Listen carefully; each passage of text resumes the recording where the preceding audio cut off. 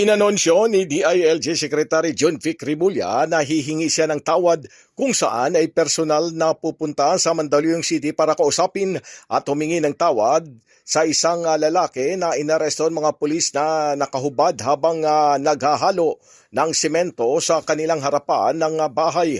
Aminado si Secretary Rimulya na hindi raw masyadong malinaw ang pagpatutupad ng ordinansya para sa Safer Cities Program kaya't siya mismo ay personal na hihingi ng tawad sa lalaking tinikitan dahil sa nakahubad habang naghahalo ng semento sa tapat ng kanilang bahay. Binigyan diin pa ng kalihim na nagkamali sa pagbibigay ng instruksyon dahil sa hindi umano malinaw ang pagpatutupad ng naturang ordinansa kung saan nais lamang ng kalihim na maging ligtas ang lungsod at walang takot ang mga mamamayan na maglalakad sa anumang oras ng gabi dahil ligtas ang Metro Manila.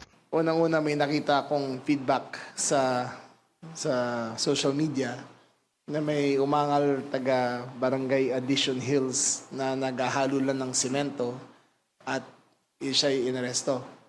Ako ba'y humihingi ng paumanhin at pupuntahan ko po siya sa mga susunod na araw at sasabihin ko na at ako na po ang hingi ng paumanhin.